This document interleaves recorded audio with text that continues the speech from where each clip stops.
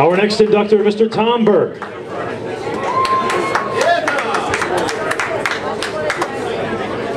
Thank you, Joe. Being a native New Englander, I grew up under the Tony Santos promotions when it ran here in New England for 30 years. If it's booked by Santos, it is big time. That was the motto of the Santos promotions, which was run by Tony Sr., his son Gene, and Tony Jr. For 3 decades, the Santos family promoted professional wrestling all over New England, Eastern Canada, Ohio, and even down the Mason-Dixon line in Florida, Miami, specifically in 1974. It all began when Tony Sr.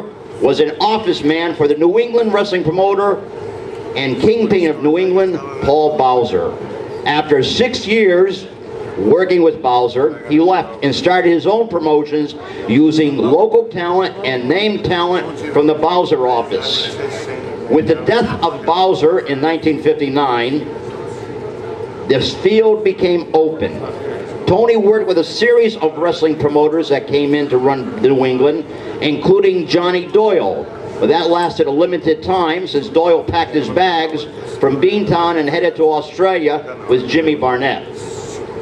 As years went on, Tony Santos gained a loyal base and had a steady crew of boys and girls along with midgets.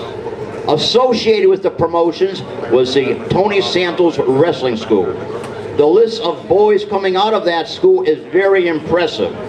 Les Thatcher, Pat Patterson, Crazy Luke Graham, Rufus R. Jones, Duke Savage, Bo Bolinsky, Carlos Colon, and a fellow who made his debut in Boston in 1967, a fellow by the name of Dusty Runnels, who became Dusty Rhodes.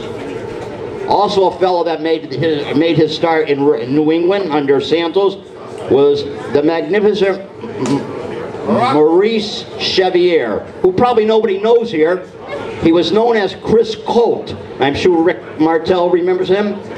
Maybe the Chief does. I don't know if the Chief crossed paths with Chris. Chris was an individual that was way ahead of his time. Going back to 1977, he was the first guy to walk out with rock and roll music with Ozzy Osbourne music. Face paint. The hardcore wrestling was his style. That all began with the Santos family. These and others came out of the wrestling school for Tony Santos at the Boston Arena Annex.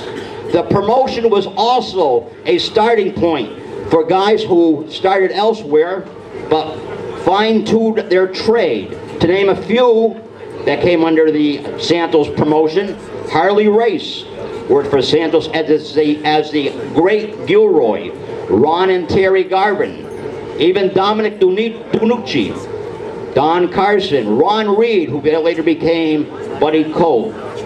The crew worked 6 nights a week during the summer in the early 60s, and at times he had 2 to 3 crews of guys. When I visited the University of Notre Dame to do research at the sports library, the Sports Museum Library, which holds the Jack Pfeffer collection, and Jack wrestled and was the matchmaker for Tony Santos. Pfeffer worked from 1930 to 1970. I came across a letter sent by Tony Santos to Jack with a clipping from Holyoke, Mass. For a card February 7th, 1960. Jack, the net was $552. Not bad for a promotion that had no TV and ran a lot of shows. The promotion lacked regular TV outlet for most of its life. However, there was a Santos wrestling segment right here in Providence on Channel 6 for a while. And Ann and Ruth Lake were on that show. And there were other telecasts as well. In the 1960s, the Santos promotions took a more aggressive push with its country music promotions, which was being run with Buddy Lee, the husband of, at that point, Fabulous Moolah. Lee went on, continued to become a major focus in country music out of Nashville, having people like Charlie Pride and Johnny Paycheck. And Also, it became a situation where Moolah left him and he ended up getting married to Rita Cortez. In 1974, son Gene took over the promotion to renew the wrestling segment in the greater Boston area. Leading the crew was Dr. Jerry Graham, a longtime favorite of Vince McMahon the Elder, who farmed out Dr. Jerry to the Santos promotions. The road of the renewed promotions was short-lived from the glory days of the 50s and 60s. Gene went back to the warmer weather of the South.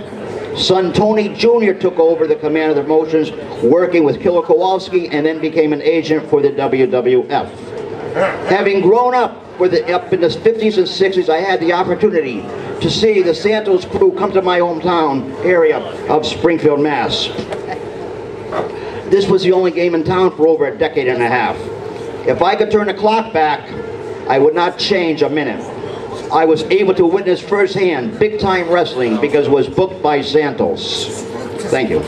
And today we have Charlotte, the daughter of Tony Sr., and Richard, his son.